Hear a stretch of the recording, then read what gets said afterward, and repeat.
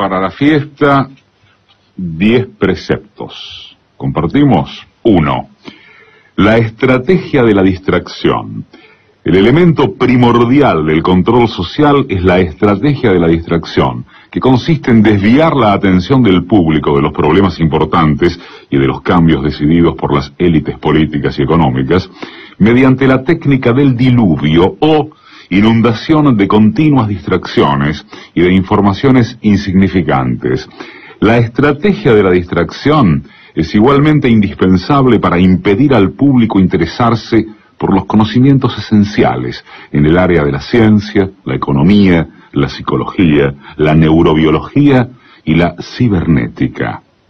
Mantener la atención del público distraída, lejos de los verdaderos problemas sociales, cautivada por temas sin importancia real, mantener al público ocupado, sin ningún tiempo para pensar, de vuelta a la granja como los otros animales. 2. Crear problemas y después ofrecer soluciones.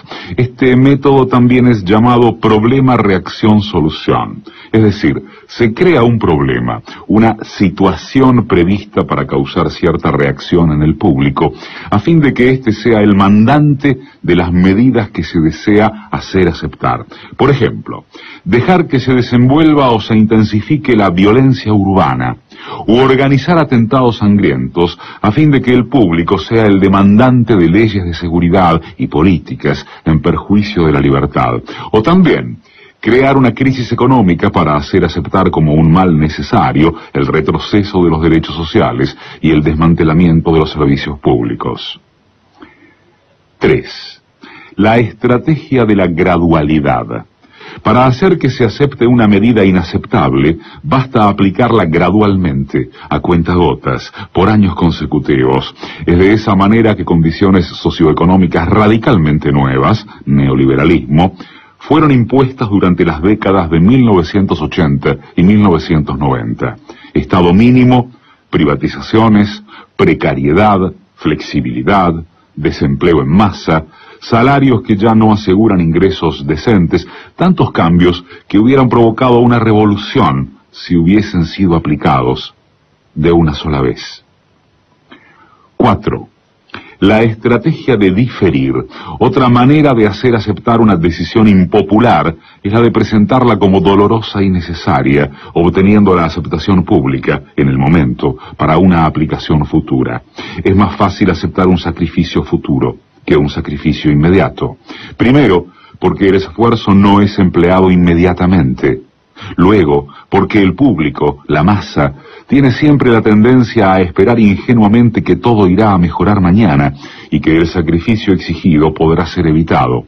Esto da más tiempo al público para acostumbrarse a la idea del cambio y de aceptarla con resignación cuando llegue el momento. 5. Dirigirse al público como criaturas de poca edad. La mayoría de la publicidad dirigida al gran público utiliza discurso, argumentos, personajes y entonación particularmente infantiles, muchas veces próximos a la debilidad, como si el espectador fuese una criatura de poca edad o un deficiente mental. Cuanto más se intente buscar engañar al espectador, más se tiende a adoptar un tono infantilizante. ¿Por qué? Si uno se dirige a una persona como si ella tuviese la edad de 12 años o menos, entonces, en razón de la sugestionabilidad, ella, la persona, tenderá con cierta probabilidad a una respuesta o reacción también desprovista de un sentido crítico, como la de una persona de 12 años o menos de edad. 6. Utilizar el aspecto emocional mucho más que la reflexión. Hacer uso del aspecto emocional es una técnica clásica para causar un cortocircuito en el análisis racional y finalmente al sentido crítico de los individuos. Por otra parte, la utilización del registro emocional permite abrir la puerta de acceso al inconsciente para implantar o injertar ideas, deseos, miedos y temores, compulsiones o inducir comportamientos. 7. Mantener al público en la ignorancia y la mediocridad. Hacer que el público sea incapaz de comprender las tecnologías y los métodos utilizados para su control y su esclavitud.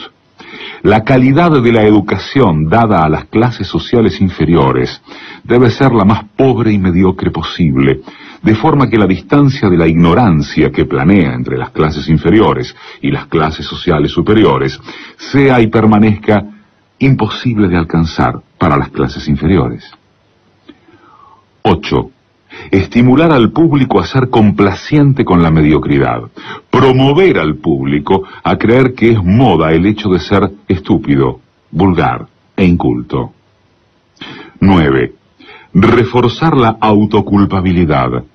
Hacer creer al individuo que es solamente él el culpable por su propia desgracia, por causa de la insuficiencia de su inteligencia, de sus capacidades o de sus esfuerzos. Así, en lugar de rebelarse contra el sistema económico, el individuo se autodesvalida y se culpa, lo cual genera un estado depresivo, uno de cuyos efectos es la inhibición de su acción.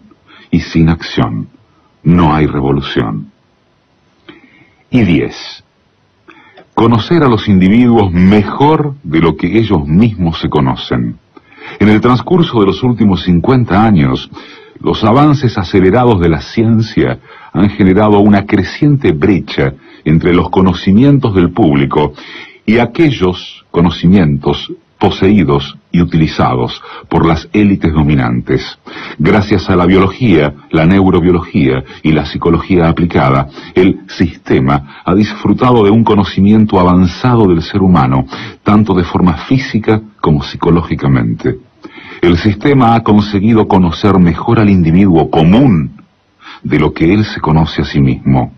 Esto significa que, en la mayoría de los casos, el sistema ejerce un control mayor y un gran poder sobre los individuos, mayor que el de los individuos sobre sí mismos. Lo escribió el lingüista Noam Chomsky. 10 estrategias de manipulación mediática.